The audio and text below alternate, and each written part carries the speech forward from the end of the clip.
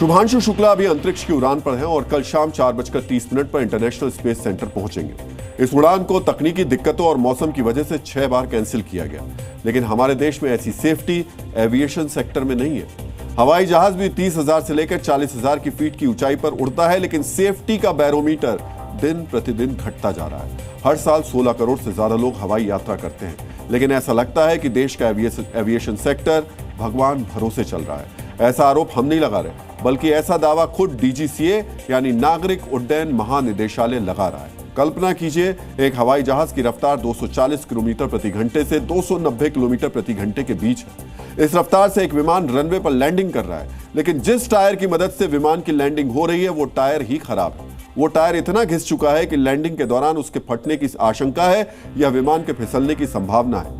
लेकिन एयरलाइंस कंपनियां टायर नहीं बदल रही हैं, क्योंकि एक टायर की कीमत 1.5 लाख से 5 लाख रुपए के बीच है। सोचिए जरा, क्या विमान के टायर से सस्ती हवाई यात्रियों की जान है? ये दावा भी हम नहीं कर रहे, ये दावा भी directorate general of civil aviation कर रहा है। दरअसल डीजीसीए ने अहमदाबाद विमान हादसे के बाद मुंबई, दिल्ली सहित देश के कुछ प्रमुख हवाई अड्डों की गहराई से जांच की। इस जांच के दौरान क्या क्या खुलासा हुआ, आज आपको जरूर पता होना चाहिए। पहला, एक एयरपोर्ट पर टेक ऑफ से पहले प्लेन के टायर घिसे हुए मिले। इसे ठीक करने के बाद ही उसे रवाना किया गया। जांच में यह भी सामने आया कि अलग अलग एयरपोर्ट पर खराब टायर की वजह से विमानों की उड़ान में कई बार देरी हो रही है। घिसे टायर के इस्तेमाल से विमान के रनवे पर फिसलने या टायर फटने की घटना हो सकती है। अक्सर आप रनवे पर विमान के फिसलने की घटनाओं के बारे में सुनते रहते हैं। दूसरा, एक एयरपोर्ट के रनवे पर सीधी लाइन मार्किंग ही धुंधली थी। ये लाइन किसी भी विमान की लैंडिंग और टेक ऑफ के लिए बनाई जाती है, और लैंडिंग या टेक ऑफ के दौरान इस लाइन से पायलट को रनवे की लंबाई और चौड़ाई का सही अंदाजा मिलता है और विमान सही तरीके से रनवे पर उतरता है। तीसरा, कुछ जगहों पर दस्तावेज सही तरीके से मेंटेन नहीं किए गए। हर विमान की एक टेक्निकल लॉग बुक होती है, जो एक तरीके की आधिकारिक रिकॉर्ड बुक होती है, जिसमें हर फ्लाइट से पहले और बाद में विमान की तकनीकी जानकारियों को लिखा जाता है। इससे पता चलता है कि विमान में कोई गड़बड़ी तो नहीं है। फिर मेंटेनेंस के दौरान उसे ठीक किया जाता है। जांच में पता चला, लेकिन कुछ एयरपोर्ट पर रिपोर्ट बुक में कोई जानकारी लिखी ही नहीं जा रही थी, यानी जानबूझकर विमान की खामियों को छिपाया जा रहा था। चौथा, कई एयरपोर्ट्स के आसपास के इलाकों में पिछले कुछ वर्षों में निर्माण कार्य जैसे ऊंची इमारतें, टावर, क्रेन जैसी जानकारी को अपडेट नहीं किया गया।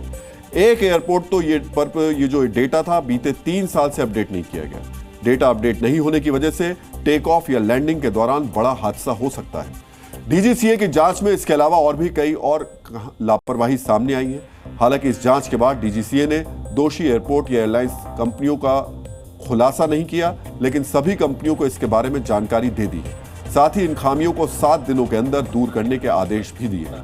आज भारतीय एविएशन सेक्टर में पैसा बचाने के लिए न केवल सेफ्टी से समझौता हो रहा है, बल्कि हवाई सफर भी दिन प्रतिदिन बद से बदतर होता जा रहा है। हर रोज किसी न किसी एयरलाइंस की लापरवाही से जुड़ी कोई घटना हो रही है। ऐसा लगता है ये एयरलाइंस कंपनियां नहीं, बल्कि कोई लोकल ई रिक्शा कंपनी है। नया मामला एयर इंडिया का है। मंगलवार को एयर इंडिया की फ्लाइट चंडीगढ़ से लेह पहुंची। पहले तो फ्लाइट लेट हो गई, और जब लेह पहुंची तो यात्रियों का सामान ही नहीं पहुंचा। यात्रियों का दावा है कि जब सामान के बारे में जानकारी मांगी गई तो उनके साथ एयरलाइंस के स्टाफ ने बदतमीजी भी की। दूसरा मामला भी एयर इंडिया से ही जुड़ा हुआ है। मंगलवार को एयर इंडिया का विमान दिल्ली से पटना पहुंचा। पटना पहुंचने से पहले ही विमान टर्बुलेंस में फंस गया। टर्बुलेंस की वजह से सीट के ऊपर रखे गए बैग सीट पर गिरने लगे। टर्बुलेंस के वक्त यात्री नाश्ता कर रहे थे। कई यात्रियों का नाश्ता भी गिर गया। एयर इंडिया का यह विमान भी दिल्ली से लेट ही से उड़ा था। आज हवाई टिकटें हर रोज महंगी हो रही है। यात्रियों से पैसे कमाने के लिए एयरलाइंस कंपनियां रोज नई नई तरीके खोज रही हैं, लेकिन सेफ्टी और सुविधा में हर रोज समझौता किया जा रहा है। Zee News.